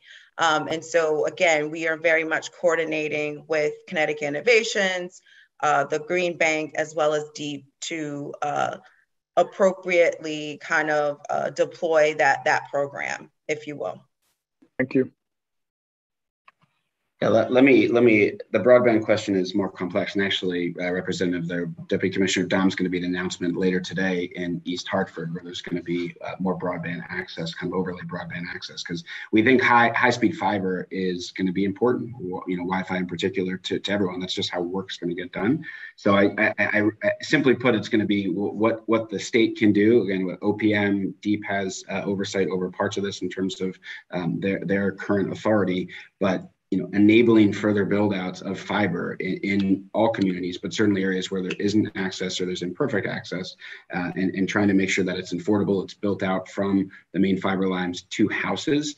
And at the risk of kind of calling out the elephant in the room, I think the current state of the infrastructure bill in DC and ultimately seeing that come to fruition, I think is going to be really important, because where there's big infrastructure projects, there's going to be some private sector sponsorship, but really there's going to need to be a lot of dollars here, and I think a lot of that should come from the federal government ultimately. So we're going to stay close, but that will be a coordinated effort across all agencies on the executive branch side to oversee when that funding hopefully comes in. Thank you, Commissioner. And last, I appreciate the emphasis on providing access for many of our residents, our homeowners. I would just add there are a lot of businesses throughout the state unfortunately don't have access. And so I'm hoping that we're able to identify additional funds to help offset or defray the cost of the overall price tag on this, because it's going to be massive. But I got to tell you, there are a lot of businesses, in particular in my neck of the woods over here, that don't have access at all. And so I'd love to hear more on how we can, as state leaders, coordinate with our municipal leaders to ensure that our small businesses have the same level of benefit and access to broadband. Thank you. Understood. Thank you. Representative Gonzalez, followed by Representative Reyes. Thank you, Madam Chair, and good morning, Commissioner. I have a question about the data. I would like to know if that your own data, your own research, because most of the time when we ask questions about data, most of the time, you know, the group that is representing the data, usually they say, you know, these are the numbers that we receive from that group or the other group. And I want to be sure if we have any questions that we can go straight to you. Yes, so of the 3 slides I presented, the labor data comes from the Bureau of Labor Statistics, and it's the establishment survey, so that's part of the federal government. The GDP data is also from the federal government, the Bureau of Economic Analysis, or the BEA. And then lastly, the net migration data is change of address data from the U.S. Postal Service. Okay, so I would like a copy of that, you know, if it is possible. Sure. The other question is, when you mentioned that you have, they are, you know, between 70 and 80,000 jobs for the state. I would like to know if you have a plan for outreach, because most of the time, even though that we have a few, because we have only a few organizations, Latino organizations around here, around the city of Hartford, most of the time, my community, they don't have you know, a chance for those, you know, good opportunities. And I would like to know, you know, if you have a plan, you know, for the outreach in the Latino community. Yeah, so Representative, that's not something that DECD, in terms of the outreach to the folks on the ground, the Department of Labor, the American Job Centers, and the Office of Workforce. Again, DOL would be the right place to start, Senator Austin, assuming if you all are in front of DOL soon, to understand what the boots on the ground or the bottoms up reach out is, because much of that is going on, but that's not overseen by economic development. Okay, then. Okay, thank you. Thank you. Thank you very much, Representative Gonzalez. And Representative Gonzalez, the 4 slides will be sent out by Madam Administrator to everybody in all 3 committees as soon as we get those slides. Up next, thank you, Madam Chair. No problem. Representative Reyes, followed by Representative Wood. Thank you, Madam Chair. Good morning, Commissioner and team. Thank you very much. Great presentation, great data. And I'll be very honest, a lot of the questions that I had in my mind, which are not only municipality, but regional questions, have been addressed by my colleagues in the Black and Puerto Rican caucus. So I won't be redundant and ask those questions, but this is a very important tell. And I just want to make a few comments. And you know, in the greater Waterbury area, which has seen by the census numbers, a great uptick in population, not as much as other regions, but it is positive that it's up. But the focus with the greater Waterbury region is that the population is up, but a lot of those folks that have either relocated here and or whether they bought property or rent here have managed to keep their jobs out of state. So transportation does become the big key. So I do look at Waterbury still as a great opportunity for the state, as being one of the great hubs between New York and Boston. And I think there's great opportunities here for Waterbury. And Commissioner and team, I just want to thank you for your interest and your hard work here in Waterbury and the state of Connecticut as a whole. And I will continue my conversations offline. My team's already reached out to Deputy Commissioner Thames. So thank you very much for your work, sir. Thank you, Representative. Yeah, we concur there's a big opportunity for the Waterbury area. Mm-hmm. We'll stay close on that. Yes, sir. Up next is Representative Wood. Great. Thank you, Madam Chair, and thank you, Commissioner Lehman. This has been a very good presentation. I thought the annual report was quite good. I will keep it very short because I know we're really coming up against the time limit here. I'm curious why you didn't benchmark the job creation since 2008 and why you used the pandemic. Sure. So the short answer is because this was to be about the 2020 annual report, and most of the focus has been kind of pandemic and pandemic impacts. We certainly can, and it has been done to kind of think about job creation over longer periods of time. But given the topic at hand, this was the best way to present the data. Great. Thank you. Fair enough. I do understand that. You had mentioned about the tax policy that a number of people are leaving the state. We still do. I mean, you know, we live in the same part of the state and huge numbers of people leave the state, and it is for tax reasons. So I would hope we could have a full conversation about that. I think Senator Austin also made a very good point about the onerous property taxes. I think we do need to have an honest, full discussion on the realities on both sides of it, and not just the narratives on one side. So I look forward to that. No question, because I think we're all sort of ready to wrap this up. But again, thank you for all your work. I think you're doing some very, very good things and good, putting Connecticut in a very good place. So thank you.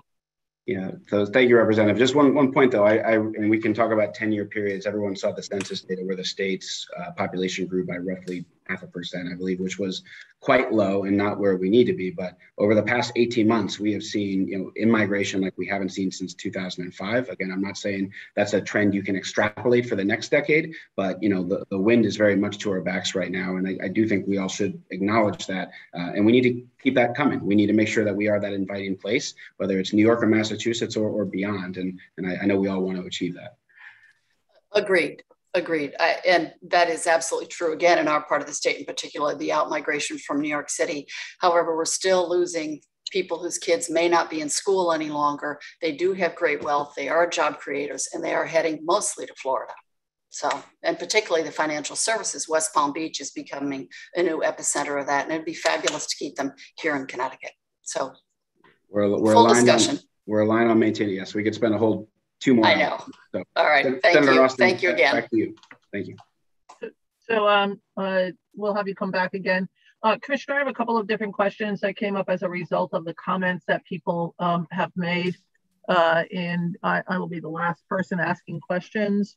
Your Deputy Commissioner talked a little bit about the different Workforce Investment Board areas or EDA areas, and said that advanced manufacturing would be mostly in the Hartford region and wind would be mostly in the southeastern region.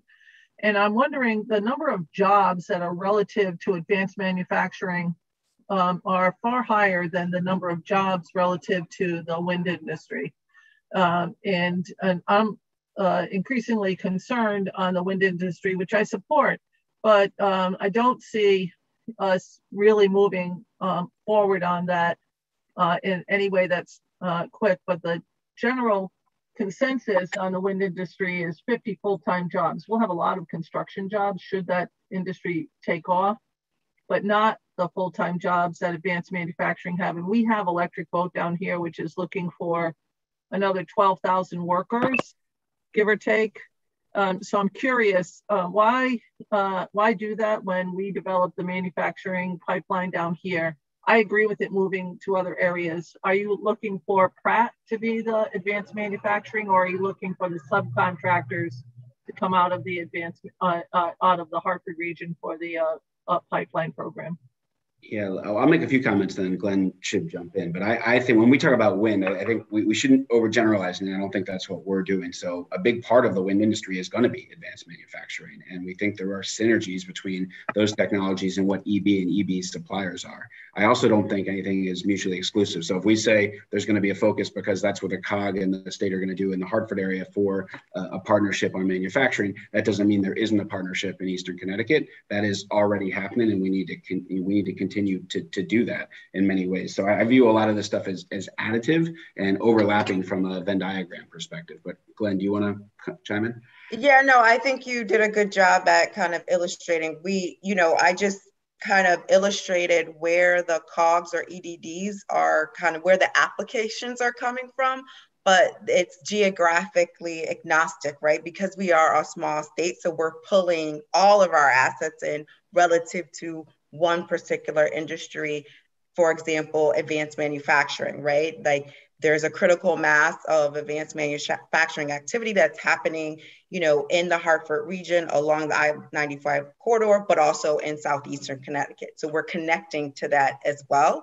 So if one region is applying for a federal grant around this particular cluster, we're illustrating all of our capacity as a state to feed that industry and be competitive. And ultimately, everyone in the state is going to benefit from that new investment that we potentially can get from the feds through this challenge. So I hope that kind of clarifies, you know, what we're pursuing.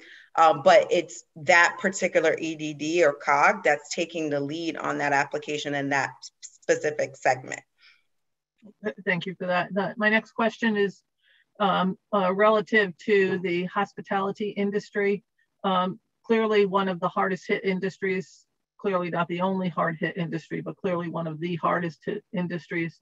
And we had talked when we were doing the budget and we were dispensing the ARPA dollars. We have $30 million put aside for the hospitality industry. Have you looked at that? You said you were going to wait until after the summer months to sort of get the data. I expected that perhaps the shoreline has pretty much recovered relative to the hospitality industry. I also expect that the convention center hotels have not recovered. Have you figured out what that $30 million will be sort of looked at? Is there a plan now? So our intent, Senator Austin, with the $30 million for hospitality industry support is still to disperse that in Q1 of this year. So that has been the plan. That's still the plan. And right now, because as you mentioned, it's a total disparate impact, right? If you were a leisure-focused business on the shoreline, you actually had a good summer based on all the data that I've seen, which is limited. But if you're focused on business travel or conventions, it's terrible. It's just as bad as it was a year ago. So our goal is to make sure that we're focusing that 30 million on those that need it the most. And I think we're going to get that data in the beginning of next year to really understand. In my mind, we want to compare the second half of 2021 versus the second half of 2019 to understand the revenue delta over that period and focus that 30 million on hospitality businesses that really haven't recovered, but we still feel there will be a cyclical recovery when business travel comes back, even if it's slowly. So expect more from us in terms of the specifics program in Q1, but I really think it's critical to allocate that money in the most appropriate way to make sure you have full half-year data post kind of vaccinations in the summer. And along with that, my understanding is that some of the dollars from making sure that we were sheltering people went to some of these other hotels or motels in different areas of the state. Are those dollars going to be incorporated into the thought process relative to where we stand? I'm not familiar with that. We'll need to dig in on that a bit further. Not that I'm aware of, but happy to discuss that. Okay, thank you. And then I looked at the numbers relative to where the DOL numbers relative to where we are today to where we were right before the pandemic, the month before the pandemic sort of really hit. And we're still about 2% off, with actually Waterbury being the most impacted with the highest unemployment in the state, still at 7.5%. I'm curious, are there initiatives that DECD is looking at to target these high hit areas? Eastern Connecticut still 2% higher than where we were relative to right before the pandemic, but Waterbury sticks out. Yeah, again, so the best thing we're doing for job creation is what I referenced before for Representative Farrar's question. So if you're a distressed municipality or an opportunity zone, the benefit to the employer for creating jobs in those areas is twice the benefit if you're not in those areas. So we're trying to lead where we can with a very clear financial incentive to generate jobs in those areas. We'll need to keep tracking that. Is that an effective policy tool? Time's going to tell. Ultimately, you've seen, for whatever reason, certain businesses in certain areas areas and certain employees have been harder hit, as we all know. So my hope is with school back in session and in September being here, and now October, I should say, you're going to see some of that smooth out. But the reality is we're going to need to make investments in our cities per the community's challenge and the innovation corridor. And I think over time, we're going to try to get, those employment numbers increased, the labor force numbers increased in those areas where there are real job opportunities. But in the short term, it's the financial incentive where we're trying to lead with to improve the outcomes there. Glenn? So I look at I'm sorry, Glenn, if I could just, the distressed municipalities, many of them are in Eastern Connecticut just based on the high mill rates and the low populations and the low jobs. So, I do gather all this data, look at it all. I would like to have a broader conversation. We may need you to come before these committees one more time, sometime in a couple of months, because we're not done with questions here today. We are, because we've decided not to go any farther. Relative to the demographics of the state of Connecticut, I have seen a significant increase of the Latinx population. Are we targeting jobs that reflect that demographic, bringing those jobs into the state of Connecticut? So, let me start. From a communications perspective, the DECD messaging has been in Spanish, and that's something we started doing during the pandemic, and we intend to continue doing, to making sure that, we're messaging what the state's doing from a business perspective, not just in English, but in Spanish and potentially other languages. In terms of specific Latinx employers, Senator, there's not a program that we have that's just targeting, Latino or Latina employers at this point in time, but we can have a conversation from a policy perspective if that's where the legislature wants to go. Well, I just think that it's clear that those numbers are increasing across the board, and I think that that's something that we may need to look at. I have a number of other questions like everybody else.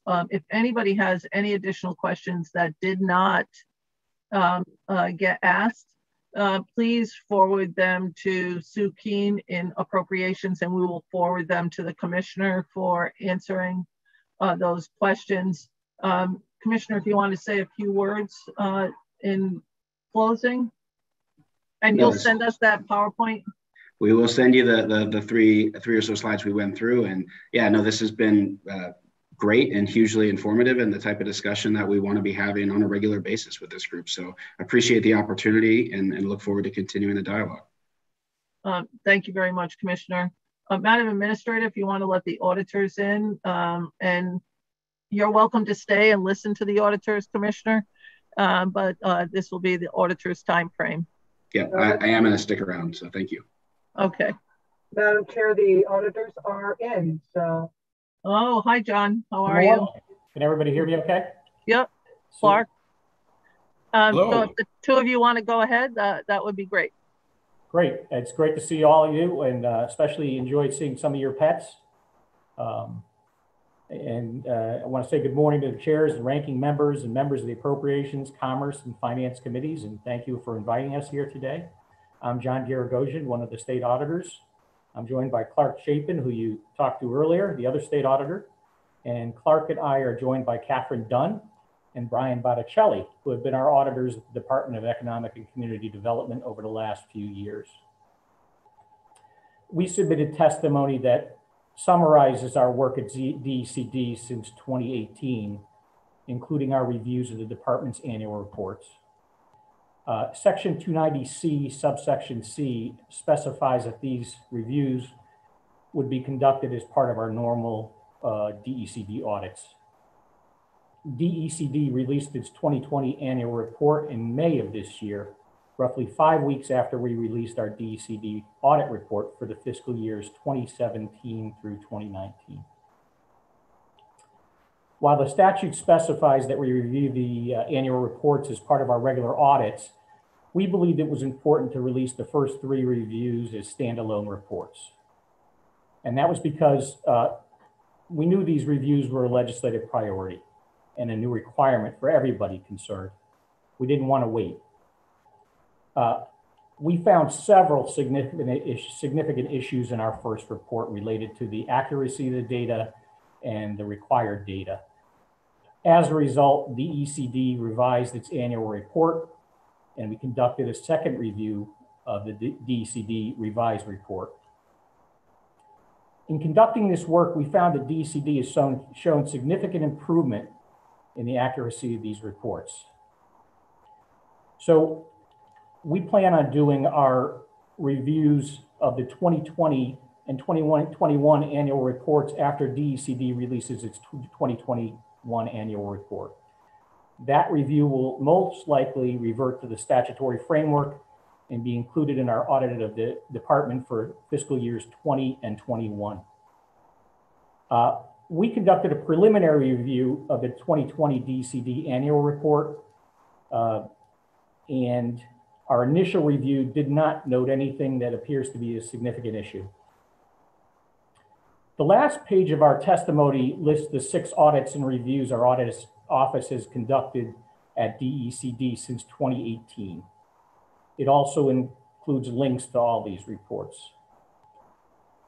Those reports included 93 recommendations. To be fair, many of those are repeat recommendations due mostly to the inability, the loss of the 2020 session. And our auditors spent over 9,000 hours on this work. As we've said to you in other venues, this is very labor-intensive work, and we spent a significant time at DECD. Because of that, and due to the start of the new administration, we decided to take a step back. We wanted to allow the new administration to chart its course on how it would address these economic development programs. We also wanted to analyze any changes the department made in its 2019 annual report. Therefore, we decided to release a combined evaluation of the 2018 and 2019 annual reports. We released that report on October 22nd of 2020. Again, we're pleased to inform you that our general impression is that the department is moving in the right direction. We found fewer and less significant errors than in our previous report. We found fewer and less significant errors in the 2019 report than in the 2017 and 2018 reports. Many of the findings and recommendations in this report were caused by non-DECD agencies that did not capture required data. UPass Public Act 21-193, which addressed many of these issues. Section 14 of that act eliminated the requirement that DECD's annual report include business assistance or incentive programs not administered by the department. As a result, it is unlikely that we'll repeat the related findings and recommendations. Section 25 eliminated the requirement for our office to review the programs administered by non-DECD agencies. As a result, it does not appear that our evaluation will need to analyze CI business assistance programs. Lastly, we are initiating a performance audit of the digital media and film tax credit program. We expect to issue that report sometime in 2022. Our office will also have significant responsibilities related to coronavirus relief funds and the American Rescue Plan, some of which may include DECD. I want to note several of the committee members discussed the issues of equity. The new performance audit standards include looking at equity as one of the measures when evaluating a program. And that's in addition to efficiency and effectiveness. And we're meeting with our sister agencies around the country to talk about how to implement that new equity requirement. As I said, Catherine Dunn and Brian Botticelli from our office are here to answer your questions about their work at DECD. Kathy and Brian have done excellent work at DECD over the years. I want to praise them for a job well done. So thank you. Thank you. Mr. Chapin, do you have anything to add? Only, I wasn't here in 2017 when the legislature saw fit to have us take a look at these annual reports. And I joined the auditors here in May of this year, I think maybe a day after the report was released. From my kind of outsider's view, I would say certainly the actions taken in 2017 to dive into this were certainly warranted. As John said, there have been numerous improvements. He indicated how many hours we've spent in total looking at DECD, and we're here to take our lead from whatever you tell us to do. We're happy to continue to look at it if you find that it's warranted, or kind of dial it down if you think that this extensive sort of review is no longer necessary. It's entirely up to the legislature. So thank you very much for providing us the opportunity to listen this morning, as well as to offer our input. Thank you, Madam Chair. Thank you very much. Are there any questions for either one of the auditors?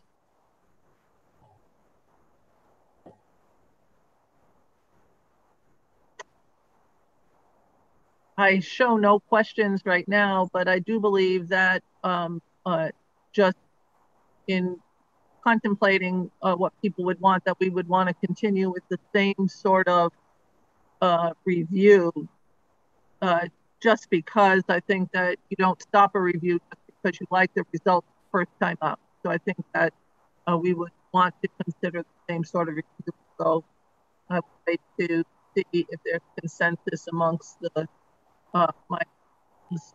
before putting that formally in writing. So, we intend to do the same work. It'll just be released under our normal DECD audit reports. And, you know, we have a new auditor going in to take over that audit, and she may want to have a different view of things, or we may look at programs in a risk-based way, areas where we think there are programs that are more concerned to us. Thank you very much. Representative Walker, I know you were switching to your phone. I don't know if you've yet been able to do that. Thank you, Senator. Yes, I did switch. And thank you, John and Clark, for your presentation. But in looking at the audit report itself, are there areas that you think we need to focus on as we go forward in just monitoring some of the state, especially the DECD, because of the impact that it has throughout the state? Are there areas that we need to get more familiar with, or a better oversight on, just so that we make sure that all the guidelines are being followed? Good morning, Representative Walker. Are you talking about specific programs? Yes. You know, part of the audit process when we're going in to do an audit of an agency like DCD's, we'll look at what we deem to be risk-based areas where we think there could be issues with internal controls and other items, or issues with compliance. It's our normal course of action to follow up on previous report findings and recommendations too in every report. So we do look at that. And we did the same thing in our review of annual reports. It's possible Catherine or Brian want to add a little bit more to the detail of how, you know, they go through their process. Thank you. Thank you very much, Representative Walker. Senator Minor?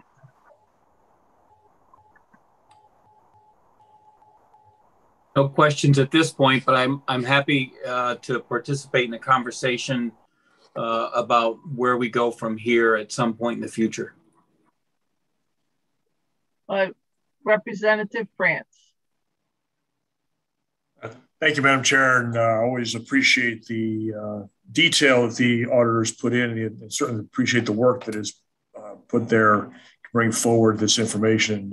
Certainly urge them to continue their great work and the insight to them, and also be happy to have a conversation, I guess, to focus on where there are areas the legislature may need to provide better or different direction to the auditors on particular areas of government as you do your audits, things you may see in the process that you need direction from the legislature in order to take a deeper look at.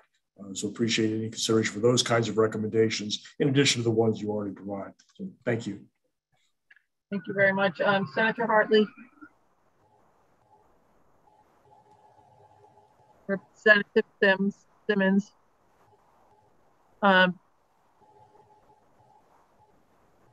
Representative Scanlon or Senator Fonfara, Senator Martin for both committees. And I know that Representative Cheeseman in Finance had to leave. And I think it's Representative Buckby on Commerce.